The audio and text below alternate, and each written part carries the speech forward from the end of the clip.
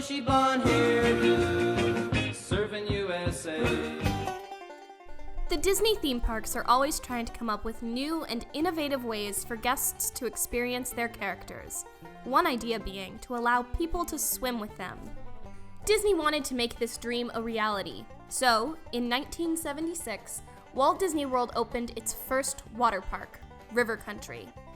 Goofy was the mascot of River Country, often appearing for meet and greets, along with other Disney characters wearing swimming suits, some of them occasionally getting in the water. But Goofy made the most frequent appearances on water slides. As far as I can tell, Goofy never swam too much in the swimming hole part of the park, and would quickly get out of the water, probably to avoid a drowning hazard from such a crowded pool. Ads for River Country state that the characters would swim with the guests from 1 to 5 every day. Disney then opened up 2 new water parks, Typhoon Lagoon in 1989 and Blizzard Beach in 1995.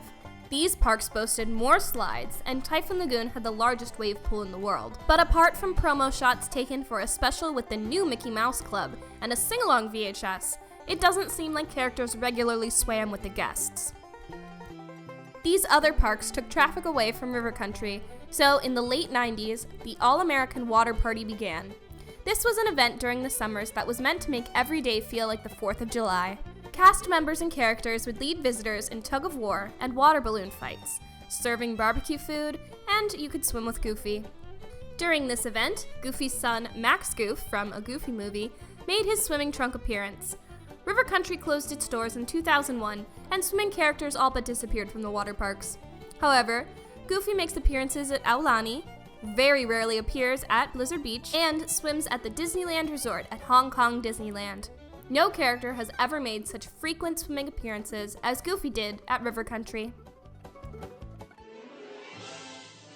Over at Epcot, you can sometimes catch Mickey Mouse scuba diving. The Living Seas Pavilion in Future World houses a huge aquarium, where scuba divers and Mickey Mouse will occasionally swim in and wave at guests.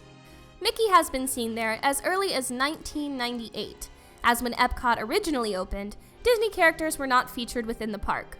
Usually, Mickey is out for VIP events and can be hired for proposals, but is seen about once a month swimming in the tank in the Coral Reef restaurant. Scuba-certified guests can also go scuba diving in the aquarium with Mickey for the small price of $180 each. Disneyland also had Mermaids in the Lagoon in Tomorrowland from 1965 to 1967. Disney employed young girls to wear mermaid tails and swim in the lagoon that housed the submarine voyage ride. The women who did this remembered the water being extremely cold and were encouraged to warm up by lounging on a rock in the middle of the lagoon and wave at guests.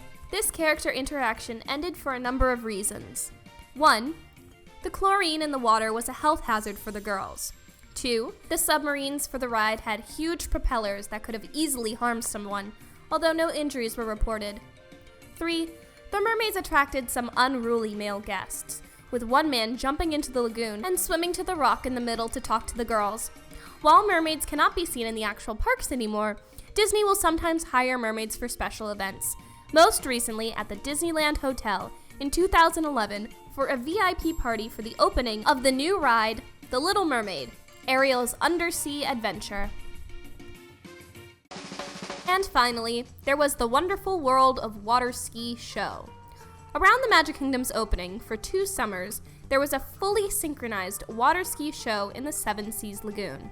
The cast included actors in regular gear, these weird butterfly outfits, and of course, Goofy and Pluto. This was a ticketed event, costing 50 cents. Chairs were set up near the lagoon, and the show continued till late in the evening. Though the show was discontinued after 2 summers, characters would ski in the lagoon and welcome people to the park. But this was infrequent and faded out over time. It seems like Disney has chosen to focus on different character interactions, but it was fun while it lasted. So we can rum bum bum bum. Yeah, rum bum bum bum.